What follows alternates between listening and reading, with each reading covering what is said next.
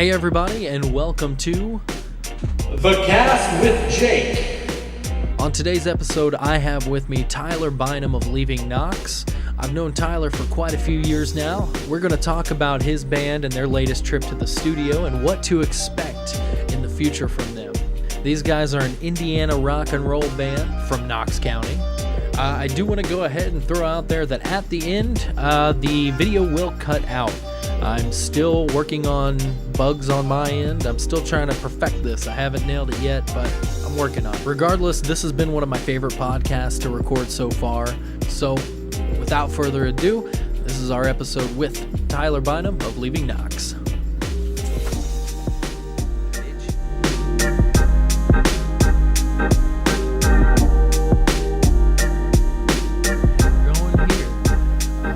Hey everybody, it's Jake with the podcast with Jake.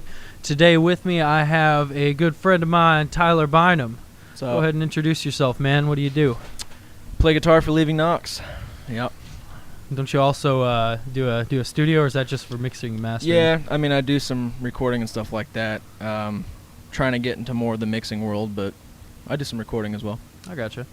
So, you guys, what's going on with you guys? What have you done either over this this break that most musicians had, or what have you been up to?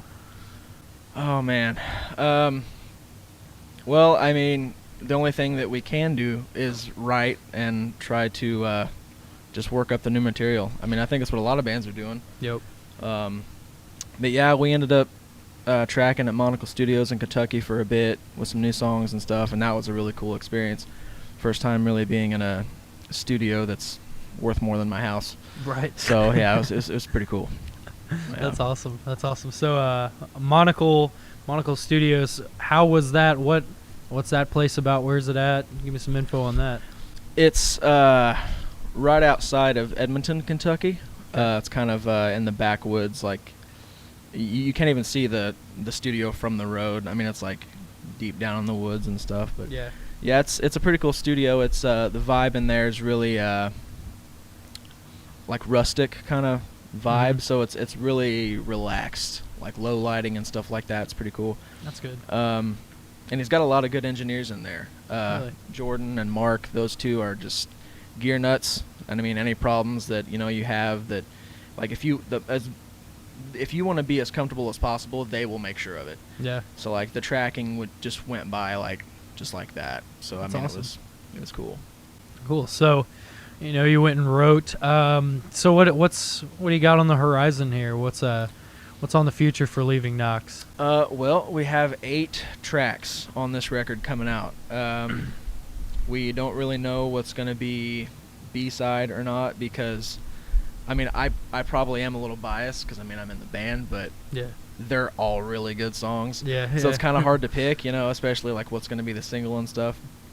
But it's a little bit of a mix-up between our old stuff. Like, I guess a few years ago, like when we put out our self-titled EP, it was more like fresh out of the 70s, like really dirty rock, just like, there was nothing clean about it. I mean, it pretty much sounded like we tracked it live because we almost did. Right. But with this, it's like a mix between like pop rock and hard rock. Mm-hmm. So there's with the pop rock elements, there's like a more melodic side to the vocals. So the melodies are they're just structured better. Yeah. And it's easier to sing along to, which is good. And then we also did like 5 and 6 part harmony vocals on a lot of this stuff. So it's like really big sounding and. Yeah. That sounds awesome. I love yeah, those. but there's like hard rock too. So it's there's a best of both worlds with this record, so we're really proud of it. We're stoked for when it comes out.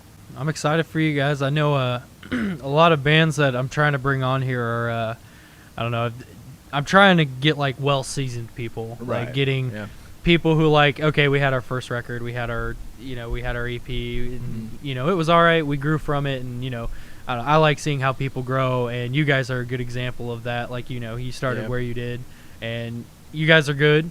You guys are great. I'm really looking forward to the new stuff. Yeah, I appreciate that, man. No problem. You guys got any like tour plans coming up, or any ideas on that? There are some talks about it. unfortunately, with everything that's going on with the whole, World COVID ending. sickness, we can't really do anything. But as far as touring goes, I mean, we're talking nothing until like May of next year. Like that's Gotcha. when some of the dudes that I know and like bigger bands and stuff that I've been talking to, they're like, oh yeah, we can't do anything until like after May of 2021, which is it's just crazy.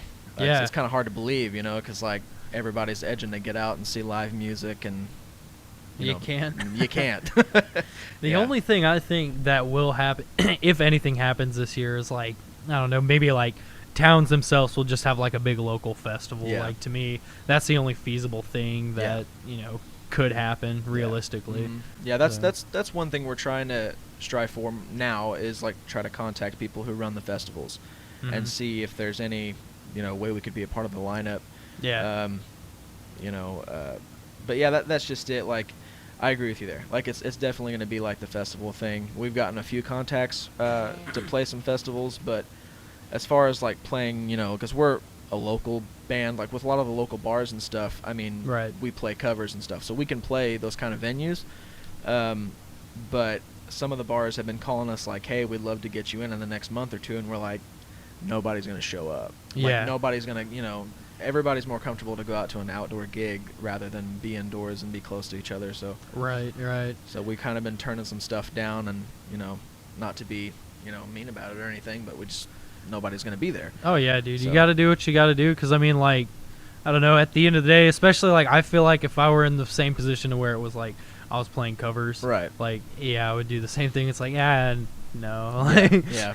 It's with our sound guy too, because our sound guy, we were so used, especially me playing in other cover bands, I was so used to, we would run our own sound for years. Mhm. That's the way we did it. But like now that we actually have a sound engineer who plays and does the shows with us, and he's got to pay the bills too. Yeah. So Yeah, it is. we kind of it kind of sucks at the same time, because like the bar gigs are the things that usually pay the best. Mhm. I mean, bands usually don't get paid for the festivals. That's just the way it is. But like, we don't, at this point, we want to go play. We don't really care about the money at this point. We just want to play a show. Right. So yeah. So, and one thing I think there's a difference between, like, I don't know, like my band and your band. There's a difference. Like, you guys have a sound engineer, and you guys are professional, but just handle yourselves differently in a Right. way that I wouldn't have went. But it's Mhm. because you guys have probably more accessibility to it, realistically. Yeah. I mean, how'd you end up with a sound engineer? We played. Let's see. We did a local show, and we decided to have a few other local acts come and play it with us. Yeah. And I believe we contacted you guys, but you were booked for something else, Uh-huh. which was kind of unfortunate. But Right. but yeah, so we had like 3 other bands with us, and it was advertised as Leaving Knox is putting on a show, but we weren't headlining it or anything like that. We played, I think, in the middle. We played second to last, because we didn't really care about the headlining. We just wanted to get a bunch of kick-ass bands together. That was it. Right. So, we met our sound engineer at that show because there was really no other sound engineer that we knew that could do like a great job like he could. Mhm. And we knew of him, but we've never really worked with him. But our drummer, he plays in another band. They do a lot of covers and stuff called California King and the Moonstars. And he's done sound for them for years, like since they were teenagers. And okay. when he was like, yo, we should use this guy because he's dope. And then we found out later that he did all the monitor mixes in the 90s for Motley Crue. Oh, shit. Yeah. So we're like, yeah, like he'll be our sound guy, no problem. So it was pretty cool. See, like, and that's probably one thing that I meant by that too, is like, I think because of your guys' sound, you guys are definitely more palatable than like, anything Yeah. I've been in. So you guys have an opportunity just to, I don't know, reach more people, and Mhm. that's awesome. And I think you guys are using that as well as you can. And you definitely, I don't know, I just feel like while we're both in like a rock style of music, we're in Mhm. 2 different genres completely. Oh, yeah, It's a and- different yeah. world. Yeah. It's crazy. Yeah, it was kind of unbelievable. We put on that local show, and it was our first big local show that we've ever put on. We played a couple bars before that, Yeah. But whenever we advertised, we saw that a lot of people on the Facebook event were saying that they were going. Yeah, dude. Good luck. Like that, it's like 400 people going and then like 20 show up. That's just the way it works. Time. But it was 350 people, I think, said that they were going, and then the room was packed. We sold over 650 tickets that night. That's awesome. And they showed up and packed the entire, like you couldn't see. Like, yeah, it was crazy. Was that the show you did your live video for? Yeah. Yeah, dude, that crowd looked awesome. And yeah, and it was like a bunch of people that we recognized and knew, and we're like, we didn't even know you guys left the house. Yeah, yeah. And they showed up to that show, and we're like, okay, apparently we have a following. This is cool. Yeah, dude, like getting, I don't know, just seeing like old friends coming out to see you do shit. Yeah. I imagine that's kind of what it was, and yeah, that's always just fun to have. Yeah, it was cool. And like the thing about it is like we charged at the door and everything, so we're like, oh well, we'll sell tickets and stuff, and we'll use it to put gear money basically back into the band for playing other shows, upgrading gear and stuff. But we didn't really care about that. Like when it came down to it, we ended up just using the money and paying off everybody that helped us out with the gear and stuff and set up and tear down. Yep. And then at the end of the day, we're like, the 650 people that showed up was the payoff. Absolutely. Like it was, that's always the greatest payoff when you have a great crowd. Yeah, it's hard not to top that. I mean, you could get money. Money's great, but man, there's just something about like a good crowd. Yeah. That's like with the touring life. Like, if somebody can promise me that I can live comfortably, like I don't have to live lavishly, but if you can promise me a comfortable life touring, I'll take it. Every day. Every day. I think that's where everybody in like rock or metal is right now. We're like, we can just get comfortable on set. Exactly. Yeah. Yeah, dude. Let's see here. So what do you listen to normally? What have you been listening to lately? Oh man. Well, not to fanboy or anything. Ooh. But no. A lot of Blackstone Cherry stuff. Like they're probably my most favorite band out of all. It's. I ain't gonna lie to you. Probably same. Yeah. I listen to them frequently enough and consecutively enough because it's like, I know I always go through like phases. Like, I want to listen to like new metal one day or trap one day or metalcore one day, but I know always if Blackstone Cherry comes on, I'm set. There's I'm the same way. Yeah, I do the same thing. I go through the phases too. Like a big one for me is the Aristocrats. Yeah. Guthrie Govan, like he's one of my favorite guitar players ever. So like those guys are insane. I went through like the big phase where I just listened to nothing but instrumental for like at least a year. Yeah. And then I forgot. I was like, oh, there's singers out there. I should probably check out some other bands, And it was cool because that was actually around the time when I started to fall out of the instrumental stuff and listen to other genres and just like actual bands with vocals and stuff. That was when Disintegrate actually came out. Oh yeah. So that's when I started streaming that, and that's sick, dude. Well, thank you. We that was, I don't know, to me that's like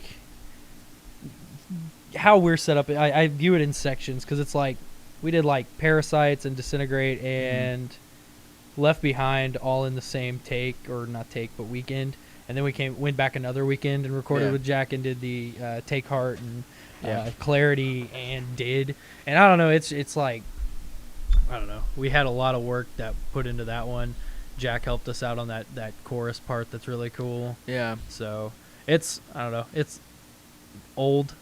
Yeah. And I don't know, it's just a stepping stone. I don't know. Yeah, I was just really surprised about like how the songwriting completely changed from like the first time that I heard you guys. Yeah. Then that stuff came out and I was like, is this the same band? It wasn't. Okay, if you get technical, it wasn't. Yeah, but yeah, one thing we ain't mentioned yet is that TC recorded with you way back when's. Yeah, back in the day. Way back when's. Yeah, man. We I don't know. There was just so many things that changed from the last time we recorded with you and when we went to Jack. I mean, we had new guitarist, new bassist, new drummer. Yeah, so it was me and Tyler. Entire lineup changed. Yeah, that was crazy. Yeah, I don't know how. Which you guys have? How long have you had your lineup? It's been pretty consecutive, hasn't it?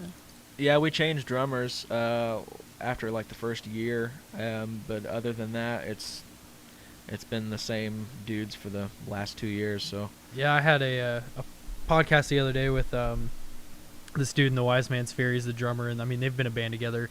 All of them have been a band together for like 4 years consecutively now, and it's like, dude, to have a full like 5-piece band. Well, they have 2 vocalists, 2 guitarists, a bassist, and a drummer. I mean, they got 6 people, and all of them stayed. It's like crazy to think about. Yeah, I think that's one reason why I like really just love Blackstone Cherry, and that's because they've been the same lineup for 20 years. Yeah, and that's hard to believe because I mean, it's hard to pull off. Yeah, I mean, like members change. It just happens. That's like it kind of comes with the territory. Right. Like, you know, it's I don't know. Yeah, it happens all the time. Kind of sad, but I mean, there's no really way. Sometimes there's no way around it. Exactly. Yeah, like it. I don't know if you ever watch. There's a YouTube channel, the Punk Rock MBA, and all it is it's this guy who did a bunch of like advertising for like Periphery Day to Remember. Okay. A bunch of like well-known bands now, and so he knows a lot about the metal scene, but was never like in a band. He just knows the marketing aspect of it. Right. And pretty much what he was. I already lost what I was getting on about. What were we talking about? Advertising guy. Yeah, but before that. Band members changing. Band membership. Yeah. So, there we go. If I wasn't here, dude, you'd be lost. This is why I have guests, because I can't do this on my own, man. Yeah, but he was talking about like, hey, you know, my band member isn't wanting to put in the effort, and he's like, hey, you just can't make people give a shit. It's hard to, and I don't know. Ever since I heard that, it's kind of been that way. It's if you feel somebody just isn't giving their all, or at least like giving close to what you are, then it's like you guys are on 2 different levels and you want 2 different things, and you just need to move on. Really. Yeah, the sucky thing about that is if the fallout happens, if there is the bad blood there, like after the fallout, like I hate that, but like you said, it needs to happen sometimes, but like in our case, like when Jimmy left, it was hard for everyone because we didn't want to do it. Some things that happened that it just needed to be done. Yeah, man. But like now, I'm recording Jimmy's new band. Like he came to the studio and we started hanging out, and he was like, hey man, I linked up with a new singer. We're pretty close to you. He just lives in Washington. We'd like to track at your studio. Like he just texted me out of nowhere. Yeah. I was like, and because I hadn't talked to him in so long, because like he was trying to get his head straight and everything, and found out he's like working a really good job, has his own place, and like started a new band, and he ended up coming in and tracking like all of the instrumentation himself. Really? And like and then the singer came in and just did his vocal part, and it sounds great. I can't wait for it to be released, but I think they're like a reggae kind of ska kind of thing. Oh yeah. So it's pretty cool. It's like I think music is in need of something like that, because I don't we need another Sublime. Yeah, dude, we need a good more. kick in the ass. Someone just needs to come in and just make something ridiculous that'll just make all the old people in rock really mad. Yeah. Like that's what we need. Yeah, something exactly. like that. Yeah, and these guys might just be that. So yeah, I'm really stoked. But yeah, it's just like that situation. He's doing really good, and everybody in the band still gets along with him, including our new drummer. Like they've been best friends since high school. So yeah, it's going pretty well. Yeah, man. I mean, so I don't know. I'm friends with most of the people who were in the band. I mean, the only one I think I'm not someone who I would say I'm still a solid acquaintance with, at least, is the bassist we tracked with, Bean. Oh yeah. Yeah, but that's what happens when you just put a 40-year-old guy and a 20-some-odd-year-old. Yeah, group of guys. if the ages don't mix, then it's kind of a rough thing. Don't do it. No matter how good of an idea you think it is, it ain't. But if they're less than 10 years older, then you give it a shot, because Chad's a lot older than us, and he kicked us into shape. Yeah. Yeah, sometimes it works. I mean, Austin's the youngest in the band. Yeah. He's, I don't even know how old he is. I think he's like 22 or 23. I don't know. I know that like Mitch and Tyler, our drummer, they're both 30, 31, around there. Right. Maybe 32, I don't know. And I'm the middle guy, 25. So like the ages mix pretty well. Yeah. But like it's like you just said, like I saw somebody on Facebook, some metal group or something that I'm part of. Somebody posted they're looking for new members for a band, and he clearly said, we're all around the ages of 40. This person needs to be around the same age. Yeah. We don't want any young pups coming in because of that's just it, the age difference. Like, there's going to be so many disagreements. Yeah. And so many different visions. It's just not going to work out, Yeah, plus, like, I don't know, I'm just imagining if all the knowledge I have now, or even, like, I had, like, just 2 years ago, and I got in a band with just some 40-year-old dude who, like, the heaviest thing he's ever heard is like Lamb of God, or I don't know. I feel like that if I'm with an older person, that's what I'm gonna expect. yeah, exactly. Yeah, I can agree with that. Because I mean, that's really when we got Chad's. He didn't message us. It was on chance. I just put on Facebook that we were looking for a guitarist, and my friend worked with him and just happened to see my Facebook post. Right. So we didn't have any idea who Chad was when he showed up. We had no picture. No, nothing. I just texted my friend and said, tell him to come here Saturday at this time. And we're just going to hope for the best. He just told me he's a 28-year-old dude who works at Toyota. And I'm like, he's going to show up with like a goddamn Dean and play some Pantera riffs and then leave. But that was not the case. And it was... You guys heard Cowboys from Hell? It's like my favorite riff. Yeah, dude, you ever heard... like sloppily plays it. Every guy likes Pantera. Is like, oh, favorite song's Walk. Dude, I love it. Walk. Yep. It's like, well, they have better songs than that. Yeah. Okay. They have so many better songs. Yeah, they do. I can't even stomach that song anymore. I just hear it and I'm like, can we just change it? They have no. I like that. Can we just change it? Yeah. Just go back and change the riff. Not that they can, but they just need to. Hell, they're all gone. Damn, no, not Phil, the bassist, but yeah. That's actually sad. Rex just did a Tone Forge thing with Joey Sturgis. Really? I think, yeah. Yeah. Huh. It was kind of like unexpected for me. I was like, he's still around, like still doing bass things. But yeah, it was crazy. I saw that on Facebook not too long ago. I guess it's been out for like well over a year, but I didn't notice until like maybe a month ago. I saw something which, seeing shit on Facebook is always like, yeah, maybe. Yeah. But like they wanted to do a Pantera reunion, but obviously that'd be hard because I heard that they were going to get Zakk Wylde to replace Dime, which if anybody is, I'll give Zakk Wylde the token. They were probably the he was closest to Zach as far as their relationship. Like I think they went to like grade school together or something. Oh really? Yeah, something like that. I don't know. That's weird. Maybe my facts are wrong. Please don't fact check me on that. But I think I'm gonna tell everybody now. Damn it. But yeah, dude, I think they were like really close. I mean, yeah, I could see that, but I mean, Vinny and Phil, there was just no way that was because Vinny didn't want Phil was about it, but I mean, like Vinny had Hell Yeah, and I think Hell Yeah has reached an amount of success. I don't personally love them. I don't. Yeah, they're not my favorite. Them. Yeah, because I like Chad Gray's vocals, but only on Mudvayne. He sounds really weird on Hell Yeah. I feel like if they had more of someone similar to, like, I don't know, I want to say the singer in Blackstone Cherry, maybe, just because they have a slight hint of southernness to it, but not enough to call them like southern rock or anything. Yeah, I think that was kind of weird for me because I'm with you on that because like going from Mudvayne to Hell Yeah, there's just like too much of almost like he's trying to be too southern. Yeah, like Alcohol and like their first album they released was really weird. Because I heard that and I'm like that because I was like that's Mudvayne's singer, okay, and I started like it's the same thing. I heard Alcohol and Ass. I'm like.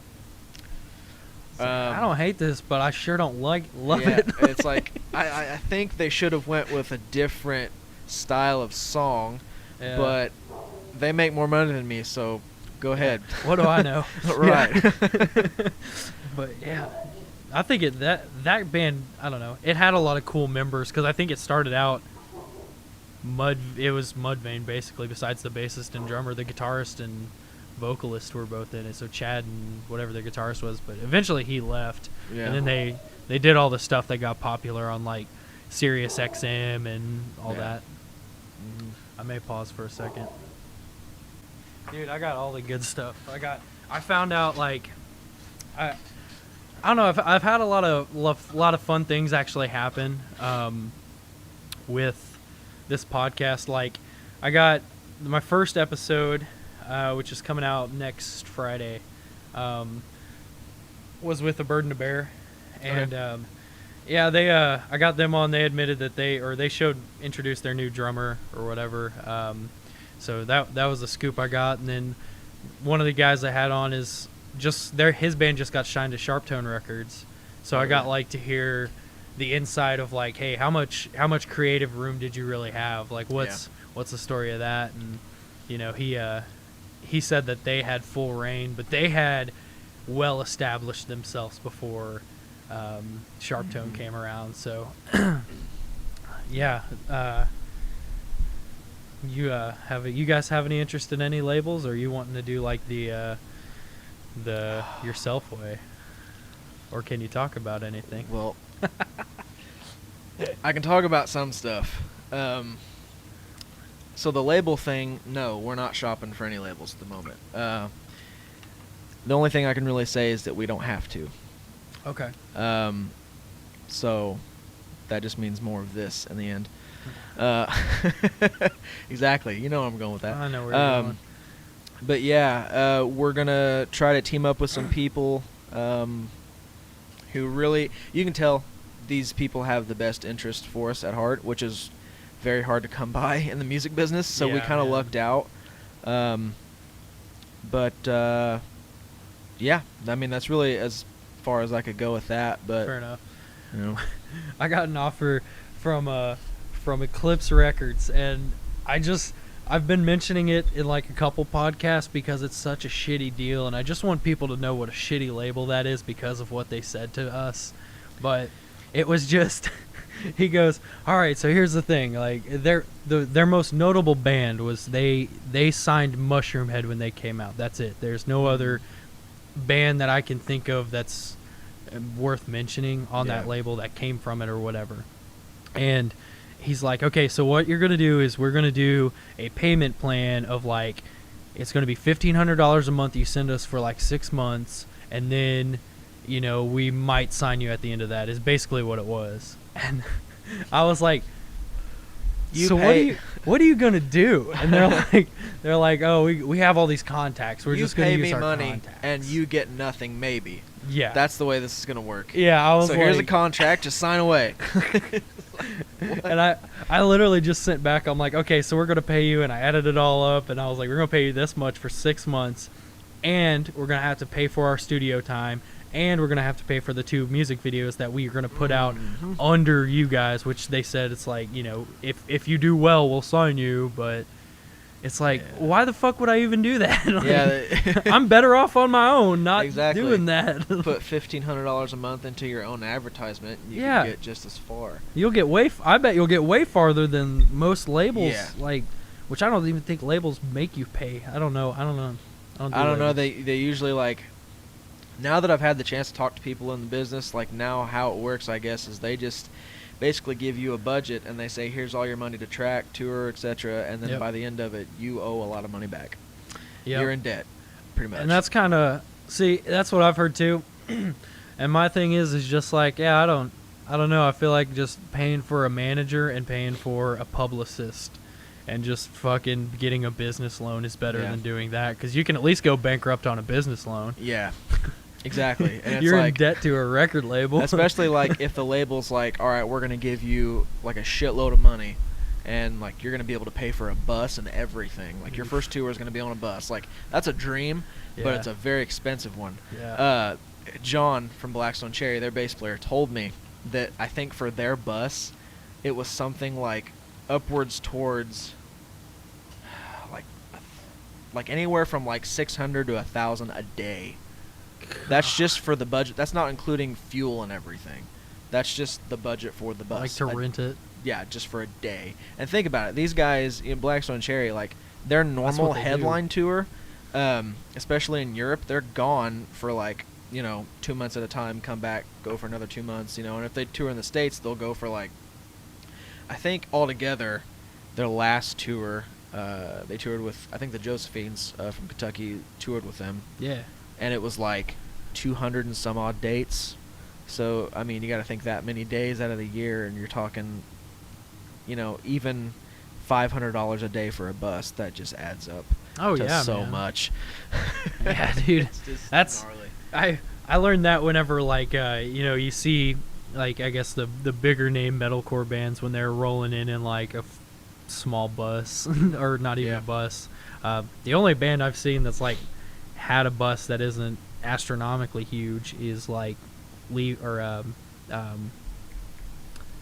Framing Hanley. They had a bus for like a weekend run. Oh, really?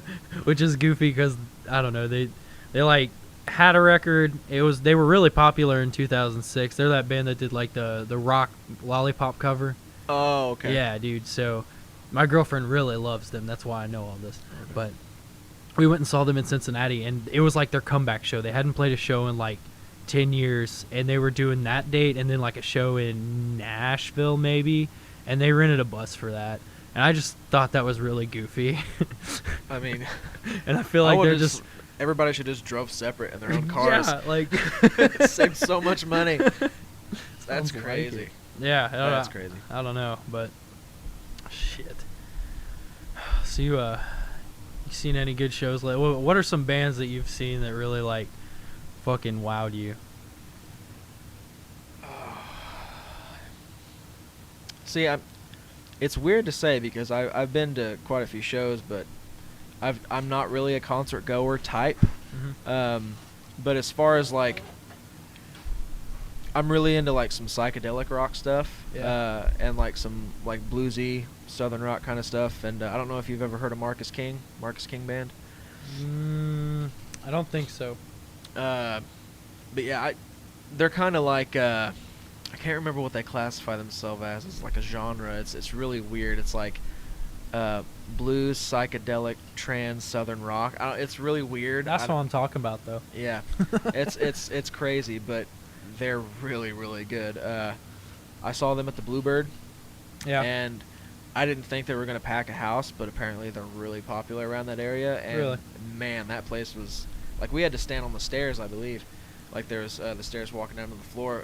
We had to actually stand on that because by the time we went and got drinks, came back, and by that time the whole place was packed in about 20 minutes. Wow. And yeah, it was crazy. And the sound, I mean, it's so they have lead guitar players, also the singer, drummer, bass, obviously, and then they have a double horn section, and then an organ player. And Sweet. they all were on that tiny stage at the Bluebird, and like like we were standing right in front of the mains, Yeah. on the right side, so everything was just like Yeah. yeah, it was like my shirt was going like this from like the bottoms. It was crazy. I was like, man, this is so sweet. But yeah, they did War Pigs, and they did it with the horns and shit. I was like, dude, Yeah. that's crazy. But yeah, that was probably one of the sickest shows I've been to, as far as just like the overall musicianship. They came out for their encore. They played one song, and it was like 45 minutes. They just like they played through a song and then jammed for like the last 30 minutes of the song, and I'm like, Jesus. Hell yeah, Yeah, dude. it was crazy. Huh. It's crazy to think about. Have you ever heard of the Jangle Sheep? No, Okay. I have not. So there aren't too many bands that I would classify as an extraordinary band in Evansville, but the Jangle Sheep fall under that, and it sounds like if you like that, it's similar to that. They're like a kind of like a psychedelic rock. That's actually what they are. Yeah, they're just psychedelic rock. They were just write songs about weed and hanging out. And I love them. They're super nice guys, and their talent is insane. I mean, I met their guitarist Travis through a different friend entirely, and they were gonna headline at Mesker Fest that year. And I saw he had a guitar, and I'm like, hey, dude, I'm starting a band. And, like, it was, like, the beginning of TC and shit. And I'm like, hey, what's up? Like, and, you know, he's in this well-established band. I don't know, he's really cool. And then I saw him play, and I was like, dude, that was debatably the most badass thing I've seen in a long time. Remember what I said about starting a band? You just stay with this band. Just, yeah. Stay with forget your about me. Yeah. Forever. Yeah, I'll tell them to check those guys out, man. That sounds cool. Definitely. Yeah. I love them. They're nice guys.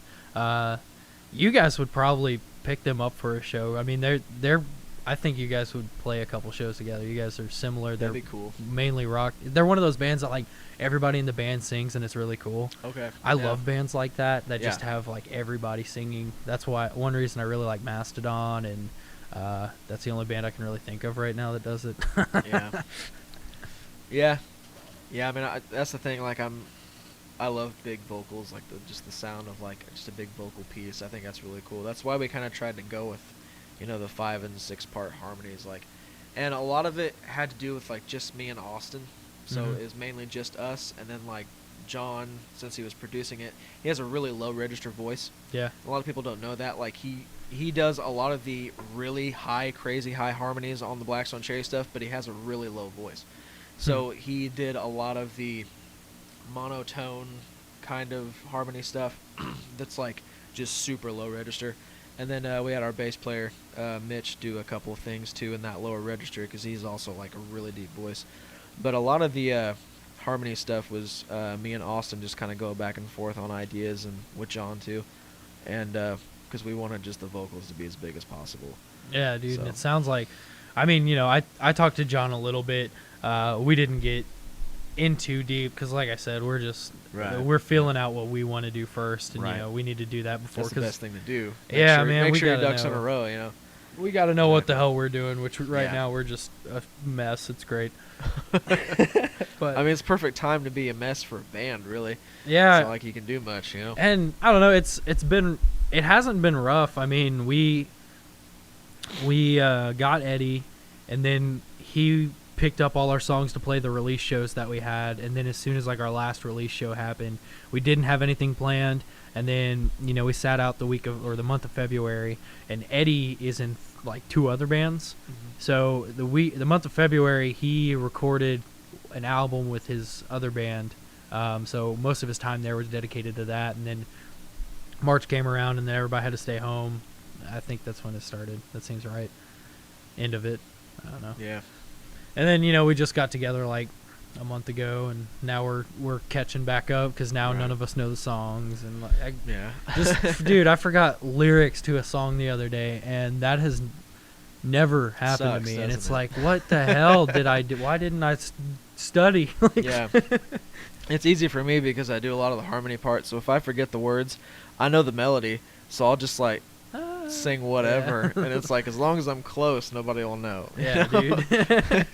I've been trying to get our guys to do a little more vocals because I'm the only one who does anything vocal wise, and I like you said how you can get a big harmony and you like big vocals. I love that too, but you can only layer yourself so many times. Yeah, exactly. When we reach that 5 or 6 cap, we're like, that's probably enough, because we're only gonna be. I mean, with the Mitch, Austin, and myself, like, we're only going to be able to do the 3-part harmony live, because Tyler just does not sing. He is not a singer. Yeah. And especially with a lot of the drum parts that we're doing for this new record, like, he's probably going to really have to focus on drumming and not going to be able to focus on vocal stuff. But yeah. Well, hey, that's good. I am really stoked on your guys' new record. I want to hear what you guys did with John, because just talking to John, he was talking about how his big thing is like big sexy choruses. Yes. And man, that's exciting. Literally in 2 weeks, I have learned, because we were all just basically sponges for that entire moment. We just as a band, and especially me, is like I want to produce bands. Like once we start to build a name for ourselves, I want to start getting into that and producing and do more recording and do more mixing. And with being with John and having that experience, in 2 weeks' time, I learned so much that like I came back to my studio and I started listening to mixes and instantly started changing everything. And not only that, but like I would listen to songs on the radio or on iTunes or whatever, YouTube, and just streaming like while I'm at work or something. Mm-hmm. And I'm like, man, I love this song, but I never noticed how much of it I would probably change if I was to produce it. Yeah. And like now, I'm kind of taking like the John method into effect. I'm like, okay, there's a lot of things that I didn't really think that I learned that much. I mean, I knew that I learned a lot of stuff, but I didn't know that I learned it in depth, in that much detail, because he nitpicks everything, but in the best way. Like, he really wants to bring out the best in you when you're in the studio. It's not just about one specific person. It's about the band. Right. And he's like, you know, if you're playing a part and it's really, really cool, if your bass player's not going to get it, then he's like, well, maybe we should change your part too. You know, it's not going to be just about one individual person, which I really like that. That's the experience. That was the best part of it, was that he's just so easy to work with. Yeah. You know? That's actually what I was going to ask you, because our big thing, you know, we wanted to, we've obviously talked about working with him, and, you know, we were just like, hey, what was your guys' favorite part of it? Because, you know, with us, the only experience we have is working with Jack. And so, like, with working with him, he helped us grow tremendously, but we are at a point to where it's like, unless we want our album to sound like, or our next project to sound like what we have done previously, we're going to need to do something else. And, you know, we're wanting to branch out and get something cool. And yeah, we definitely just, we want somebody who, you know, when we put the money down for it, they're going to put the time in and the effort. And, you know, and I kind of feel like to an extent, he'd kind of understand us a little more, because we're not really like most of the, I'd say, metalcore bands or anything, because we have just some kind of like southern dipshit to us. Yeah, that's that's what he is. He's a southern dipshit. Exactly. if you when you watch this, John, I'm coming for you. Yeah, John, hit me up for a podcast. Yeah, exactly. No, he's a great guy, man. Yeah, it was cool, just the whole experience of that. Because, like I said, he's easy to work with. You know, he's a small town guy like us. You know, I mean, everyone in Blackstone Cherry is. Especially like when Chris showed up, he ended up producing 3 tracks off just guitar stuff. So he produced 3 songs off the record and helped with producing guitar stuff. No shit. And it was, I mean, I don't know, man, just like to kind of be like in that presence of somebody that I've always looked up to. Yeah. You know, and he's just like sitting across from me, like we're trading, like he's trading guitars back and forth, and I'm like, what about this? He's like, oh, that would work. You know, and then he takes it back and he's like, what about this? I'm like, oh, that'd work too. Yeah. And like just kind of working together. Pretty soon, because especially if you guys end up working with John, you'll realize that once you get in there, they are, you know, like everybody in a band, their stature like has this like larger than life appearance. But once you meet them, you realize that these guys just don't give a fuck at all. Like, you know, just sitting there like, I think we did more shooting the shit and just joking around than we did tracking, honestly, in a 2-week period. To the point of, it was right at the end of the sessions. It was like, we had like 4 days left. John came in and was like, all right, guys, at this point it's just me and Austin there. The other guys had to go back for a little bit. And he comes in, he's like, we got to do less talking and more tracking. We're not getting as much done as I want to get done right now. And I'm like, you know what, man? We kind of agree. Because actually me and Austin were talking about that the night before. It's like, man, we do a lot of talking instead of tracking, don't we? And I'm like, yeah, we should probably try to be a little bit more serious about it. Yeah. But then John comes in and, like, even he admits, like, he's like, yeah, I was just jerking around too. Like, you know, let's kind of get a little more serious about it and start tracking some stuff. And then, of course, like, as soon as we start tracking, it's serious for like 25 minutes, and then it goes right back to just being like, a fart happens. Yeah, it's exactly. Or like we always did this thing. It was just an ongoing joke. Every time John would play back one of the tracks, and he'd turn around and be like, man, that sounds fucking good. I'd just be sitting there with my arms crossed. I'm like, I'm not sold on it. Yeah. And like, here's this guy makes way more money than I do, and he's producing our record, and I'm just like, I'm not sold on it. This ain't it, Chief. Yeah. Yeah, but he's a good guy though. Chris is like, I think that's one of the best musical ears I've ever witnessed. Yeah. Chris Robertson. Yeah. Man, just hearing you say, like, you know, you get to write with Chris. I mean, like, I personally, just listening to your music, and like, obviously I can tell that they're an influence for you guys. I mean, like, seeing you guys being able to go and track with him, like, I don't think that there's a better thing for you guys to do. Exactly. Because when we got there, it was just, it felt like we knew them already. That was the coolest part. The There's a lot of parts I think are the coolest part, but I'm just gonna keep saying that was the coolest part. Dude, keep talking about it. This is what the podcast is about, and this is what I want to find out about. I want to know, hey, what'd you love about recording? Because I feel like, I don't know, that's just such an experience. Especially because like I've loved the band forever too. I mean, I started listening to them in junior high. I remember we had a music class, and me and Tyler. Because, me and Tyler went to school together. We've been friends since we were, like, fucking kindergartners. Yeah. And I remember we had some stupid project for music to where we had to make a music video. And me and Tyler obviously got thrown into the rock group. And we ended up doing a Bon Jovi song that we needed to make a music video for. But on the table, a Blackstone Cherry song was chosen, like, in the mix. Me and Tyler were like, hey, we need to do this. But everybody else was like, yeah, I don't know what the fuck that is, so. Yeah. So yeah, everybody around it, like, nobody knows who they are, and it kind of sucks. It's weird.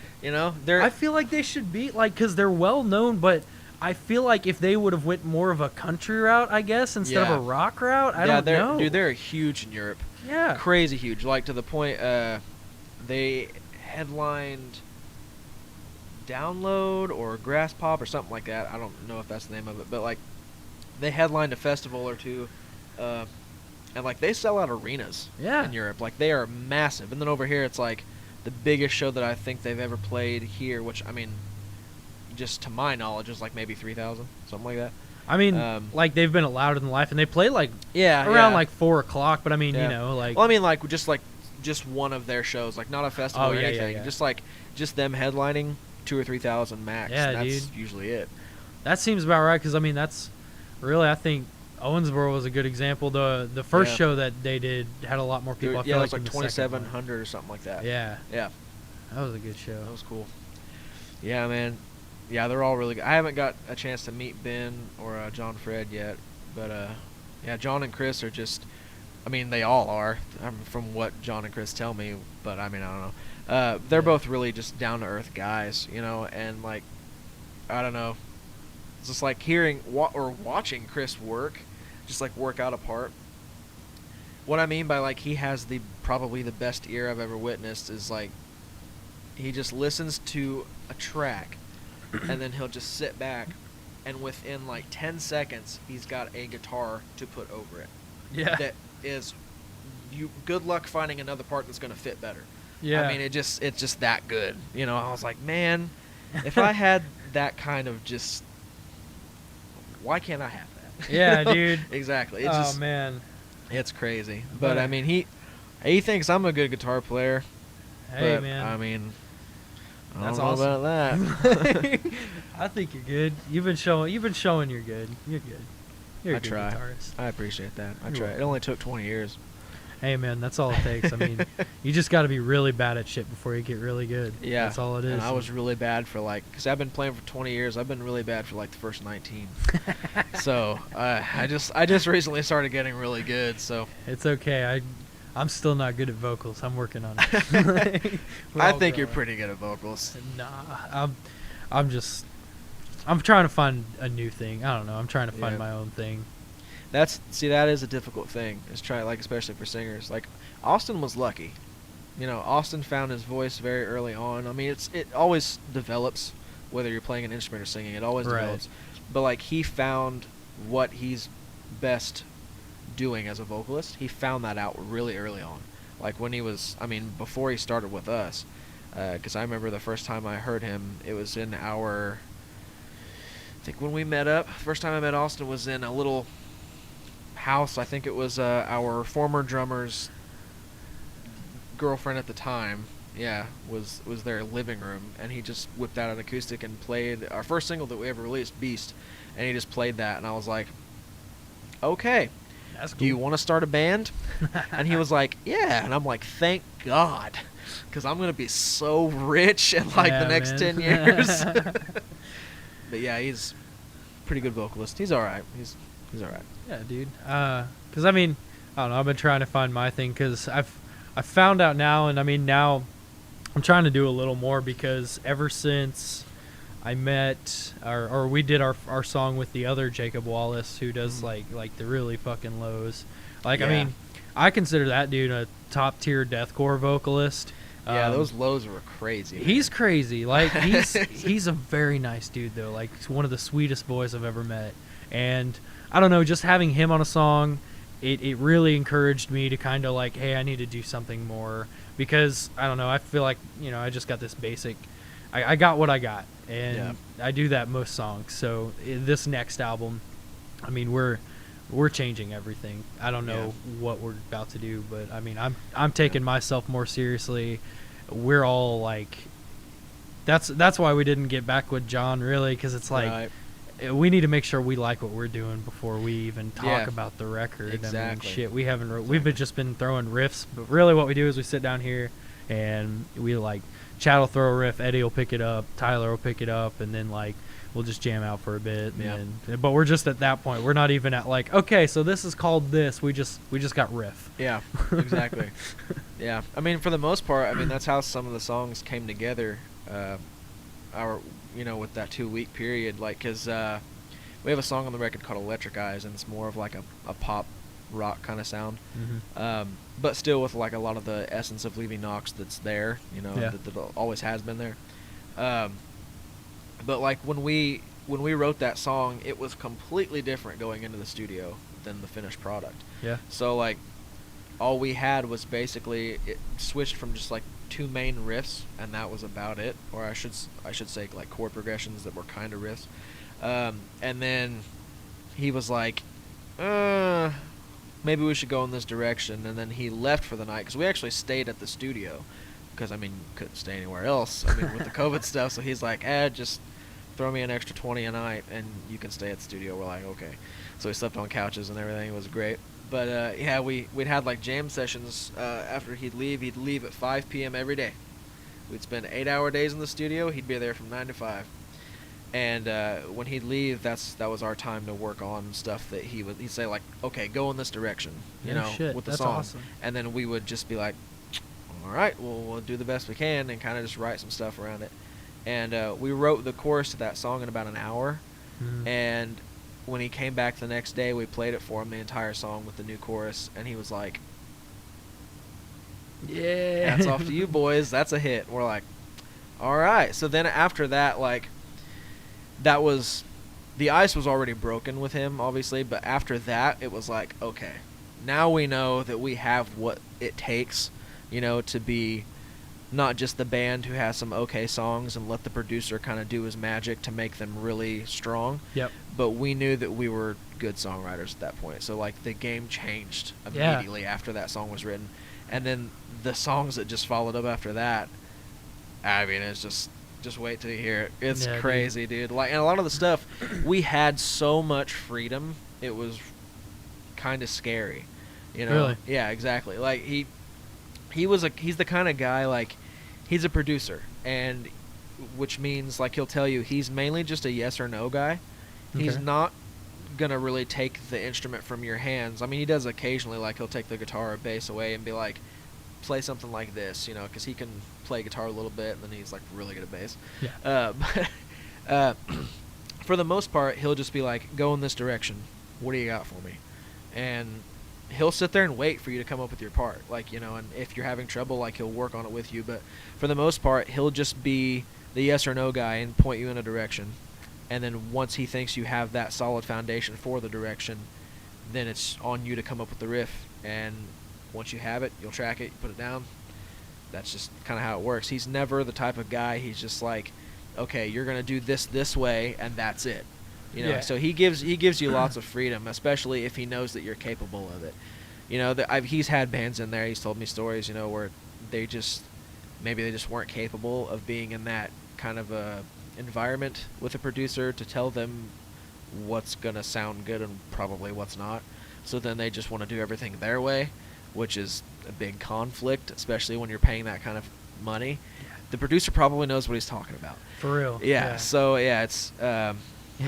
It's a weird experience, but man, once you get in there and start working with somebody like that, you realize that they just have the best interest for you. So when it comes to you guys and your writing, like you went into the studio and you mentioned like you jammed. Now, when you went into the studio, because I know in my experience with it, our past times is we'd have like On the album we just did, we had 10 songs that we had completely done, and then we had like five songs that we had completely done, and then 5 that were like, okay, we got to work on these a little bit going in. So was it similar like that, or? Yeah, we had. Because we went in February, and then we went in April, I think. So we had 2 different occasions, and we tracked like 2 in February within like a 3 or 4 day period, and then for the other 2 weeks, that's when we tracked the last 6.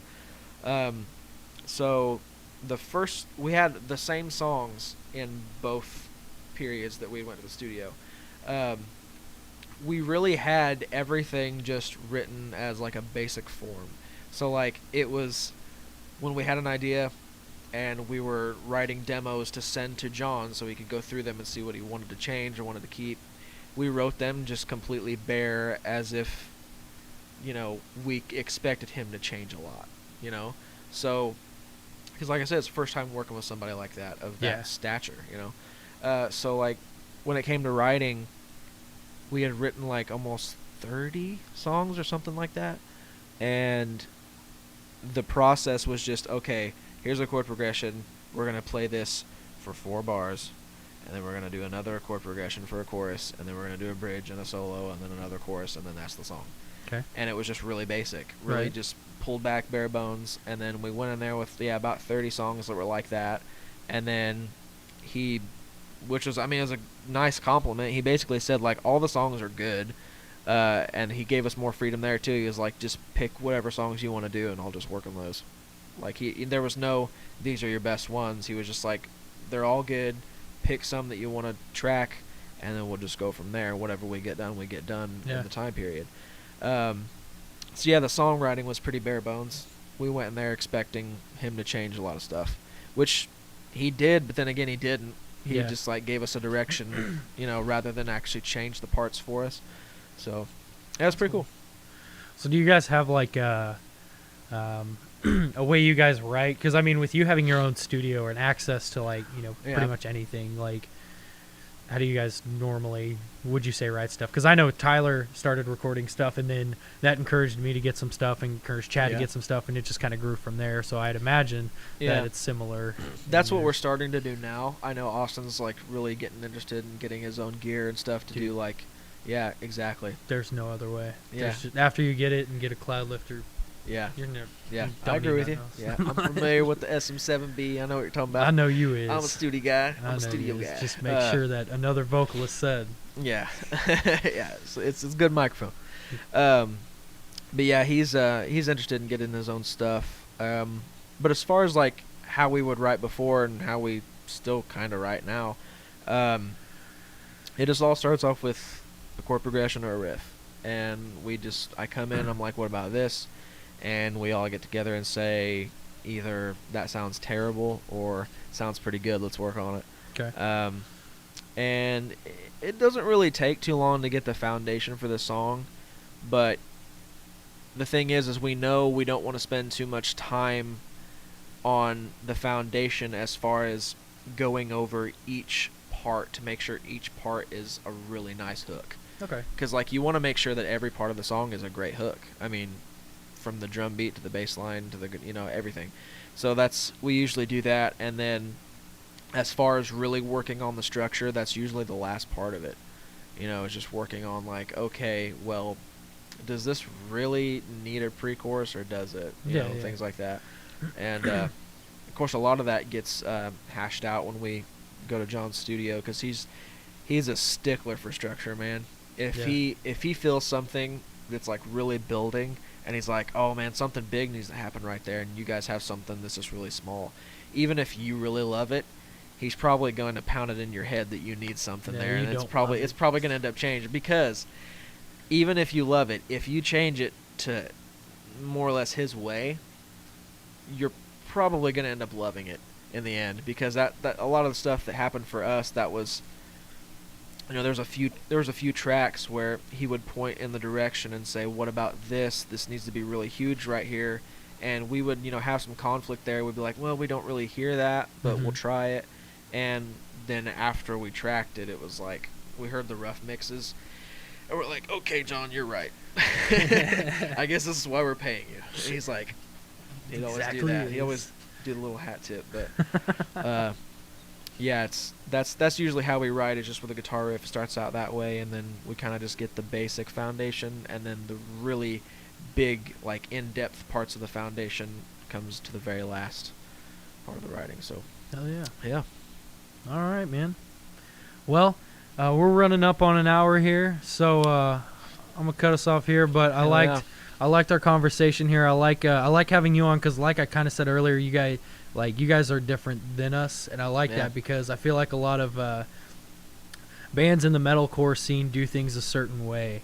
And, you know, I see a lot of bands doing things similar to what we're doing, whereas you guys are doing something completely different that is going to work awesomely for you. I think everything you guys are doing is perfect. You guys are nailing it, and just keep doing what you're doing. Yeah.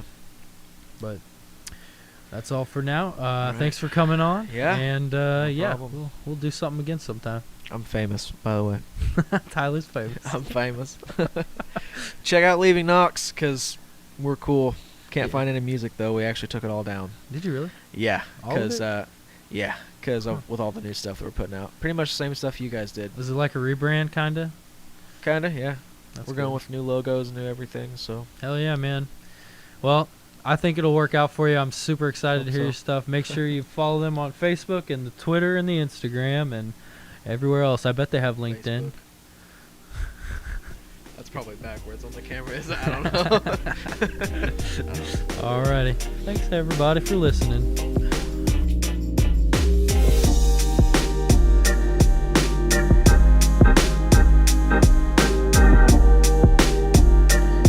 Thanks for watching today's episode with Tyler of Leaving Knox. Be sure to check them out on all their social media platforms. You can get a link to all those in the bottom in the description below. Be sure to tune in next Friday as the TC boys finally come on the cast with Jake. We have a talk minus the TC boys minus Chad, that is. And it's a hoedown throwdown. Don't miss it next week on The Cast with Jake. Have a good week.